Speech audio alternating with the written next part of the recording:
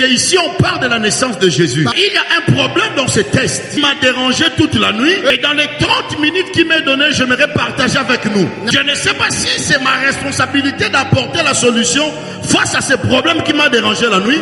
Ensemble, on va chercher la solution pendant que je serai en train d'enseigner. Déjà, lorsque l'ange vient annoncer à Marie qu'elle tombera enceinte, elle mettra au monde un fils. Déjà, nous comprenons. La Bible dit que cet enfant qui naîtra de Marie, il sera appelé le fils du Très-Haut. Donc, nous comprenons qu'il est le fils de Dieu. Parce que quand on parle de Très-Haut, c'est la dimension de Dieu tant qu'elle est rayonne. Mais l'ange navigue dans une autre direction. Déjà, il dit que Jésus est le fils du Très-Haut. Mais il dit à Marie, quand cet enfant naîtra, le Très-Haut lui donnera le trône de son père David. Et c'est là que je suis dérangé. De qui Jésus est fils? Il est le fils du Très-Haut, ou soit il est le fils de son père David. C'est là que je commence à me douter, je commence à me déranger. Parce qu'en lisant la vie de David, prophète Gratien, les jours où Absalom a créé la rébellion, il s'est proclamé roi. Le prophète s'est présenté devant David en intercédant en faveur de Belsheba et son fils. Le prophète a dit à David, Dieu avait promis que quand tu ne seras pas là, c'est le fils de cette femme qui deviendra roi après toi. Cela veut dire, selon le prophète, après David, c'est lui qui doit devenir roi. Ce n'est pas Absalom, c'est le fils de Belsheba. C'est qui le fils de Belsheba? C'est Salomon. C'est que selon la prophétie, le fils de David, qui doit devenir roi, régner sur le trône de son père, c'est Salomon. Mais ici, l'ange annonce à Marie, l'enfant qui naîtra de toi régnera sur le trône de son père, qui est David. C'est que je comprends. Jésus, en venant sur la terre, il n'était pas seulement le fils de Très-Haut, mais il devait être aussi le fils de David. Mais il y a un problème. Parce que moi, tel que je suis ici, je suis de l'Est. Mais ma mère est de Bandundu. Et de mon identité, on me pose la question. J'ai dit que je suis de l'Est parce que je l'ai hérité de mon père. Mais l'ange Gabriel dit que Jésus est le fils de David. Et biologiquement, Jésus n'a pas le sang de David. Il peut être appelé fils de David. Je commence à réfléchir. Je me dis, peut-être sa mère porteuse est israélienne de la tribu de Juda. En regardant les origines de Marie, Marie vient de la tribu de Lévi. Parce qu'elle est parentée à Élisabeth. Elle est cousine à Élisabeth. Elle avait dit Jésus, logiquement, il doit être sacrificateur par sa mère. Mais comment il va être le fils de David? Parce que sa mère n'est pas de Juda, mais sa mère est lévite. Avance apôtre. Parce qu'il est né sans père. Normalement, il doit hériter la tribu de sa mère. Mais la prophétie dit, il va régner sur le trône de son père David. Comme ça que je comprends le pourquoi Dieu est allé parler à Joseph. Parce que Joseph est le fils de David. Et Joseph, qui est juif de la tribu de Juda. C'est comme ça. Quand Joseph a voulu chasser Marie, l'ange est allé dire à Joseph, chasse pas cette femme, ni son enfant, ni son enfant. Je comprends. Jésus devait hériter le trône par la loi de l'adoption. Les jours Joseph a accepté la grossesse, c'est ce jour-là que Joseph a adopté Jésus. C'est comme ça que quand Jésus est né, il a hérité les tribus de son père. Je suis venu dire à quelqu'un que tu sois Moulouba ou Moukongo, le jour où tu reçois Jésus, qui est le vrai Joseph, il t'a adopté. Tu ne fais plus partie de la malédiction de la famille de ton père. Tu ne fais plus partie de la malédiction de la famille de ta mère. À date d'aujourd'hui, tu fais partie de la tribu de fils. Touche un voisin.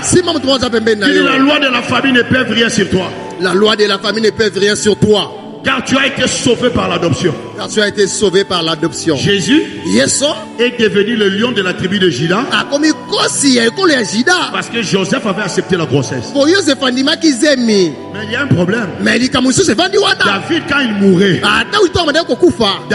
Dawidi quand il mourait, to abandaki il kokufa. savait Abandaki koyeba. que le fils qui devait le Que remplacer, mwana esengaki remplacer ye. c'est Salomon. Eza Salomo. Mais Salomon est mort. Mais Salomo Mais akufi. Dieu avait promis à David, Mais nzambe alakaki un Dawidi. fils Mwana moko sortira de toi. akobima kati na Et yo. il régnera sur ton trône Pe akokonza likolo ngwende na yo. éternellement. Mais sikoyo Mais Salomon Salomo est mort. akufi. Donc depuis ce jour-là, Bana mokolo on wana ne savait pas bayebaki te. qui était le fils de David Nana azalaki mwana qui Dawidi. devait régner Esengaki sur le akonza. trône de son père éternellement. Aseko. Mais un jour, Mais mokolo moko, dans Jéricho, na Jéricho, un aveugle moto qui moko s'appelle biso. Bartimée Okomona eza Bartimée. a entendu un Ayoki. jour dans mokolo moko. Jéricho Na Jéricho. un aveugle Aveugle qui moko. s'appelait Bartimée. Okomona ezalaki Bartimée. Avance apôtre. Il a entendu un mouvement Ayoki kolingana moko. et il a posé la question. Yatuni motuna. Qu'est-ce qui se passe? Ni nango ekoleka. On est venu lui dire, Bayo koyebisa ye. c'est Jésus Eza Yesu de Nazareth oya Nazareth. qui sort, qui passe. Azoleka. Mais quand Bartimée se lève, Mais to Bartimée atelemi. il crie, Akangi. Jésus, Yesu fils de David. mwana Dawidi. Et là, Pe wana. Jésus s'arrête prophète. Yesu atelemi Parce mosakoli. que cette révélation, Po emoni sameli wana. personne ne le savait. Moto moko ayebaki Mais yango. un aveugle Kasi moto moko akufa a miso. compris Asosoli. que celui qui passait, Moto abandaki koleka. c'est l'héritier du trône. Azande Je suis venu dire à quelqu'un, Yokoza moto moko. si les voyants So moto ne akomona. te voient pas, Akomona te. les aveugles Bato bakufa miso. reconnaîtront ta valeur. Bakoyeba valeur na yo. Tu ne me comprends pas. Oko sosola Tu ne comprends pas. Oko sosola te. Ceux qui voyaient, Bato bana komona. c'est l'image d'Israël. Eza image ya En Israël. Jésus, Na Yesu. ils n'ont pas reconnu le roi. Mais il y avait un peuple qui était des aveugles comme Bartimée. Mais en voyant Jésus, ils n'ont pas vu le fils de Marie. Ils ont reconnu que cet homme, il n'est pas Jésus de Nazareth. C'est le fils de David qui parle. Donne-moi le meilleur de tes amens que tu gardes dans tes poumons. Amen. Avance apôtre. Dans le bac, il y a 2 jours, dans son voisin, mon esprit s'est changé de place. Avance apôtre. Touche un voisin. C'est ma motomoko. Dis-lui, si le voyant Si le voyant ne reconnaît pas ta valeur, ne reconnaît pas ta valeur, alors Dieu va utiliser les aveugles. alors Dieu va utiliser les aveugles. Ça c'est vrai. Avance apôtre. Comment un aveugle avait la révélation de Jésus plus que ceux qui voyaient? Dieu m'a dit, c'est le problème de cette génération. Vous avez des yeux, mais vous n'avez pas la capacité de discerner. C'est comme ça que Dieu va élever une génération des aveugles. Ils ne sont pas connus. Ils ne voient pas. Ils n'ont pas la vision claire de la vie. Ils n'ont pas la position qu'il faut. Peut-être qu'ils sont des mendiants. Ils sont dans la rue. Mais Dieu passera par cette génération afin de révéler le vrai Christ. Je suis en train de lever ma main. Ce soir, je suis venu prier pour les gens. Je ne sais pas s'il y a de cette génération en ce lieu. Mais je lève ma main. Je prie ce soir que le Dieu de la Bible passe par toi afin que Jésus soit révélé dans cette génération. Si tu me donnes bien amen que ton voisin, sois les 30 premières personnes qui seront bénies ce soir. Amen. Avance apôtre. Avance apôtre. Je suis dérangé, prophète Gracien. Je suis dérangé. Papa, je suis dérangé. Pourquoi je suis dérangé? Parce que là, reste debout. Il y a Salomon, mais il y a Jésus. Tous les deux sont des héritiers d'un trône. Parce que physiquement, c'est Salomon qui hérite. Mais spirituellement, c'est Jésus qui est le fils. Et c'est là maintenant que j'entre dans la comparaison de Salomon qui est Jésus. Genre dans la comparaison de Salomon et Jésus. Entre Jésus et Salomon, qui est l'héritier? Oh! Dans la Bible, il y a des choses que Salomon a dit. Parce que Salomon est reconnu dans la Bible comme l'homme le plus sage. Mais dans sa sagesse, il a dit des choses. La première des choses, Salomon a dit, ce qui est courbé ne peut pas être redressé. Ça, c'est l'héritier. Selon le corps, selon la chair, il a dit, ce qui est courbé ne peut pas être redressé. Et toute la Bible,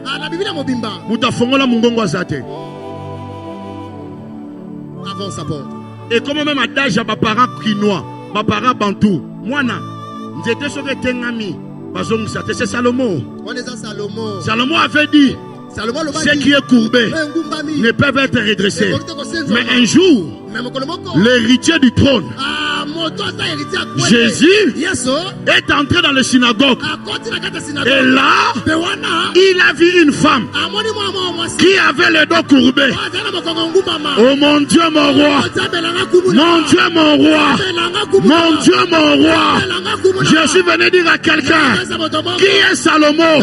Jésus est plus que lui. Je suis venu dire à quelqu'un, Jésus est plus que Salomon. Venez voir, il y a ici plus que Salomon.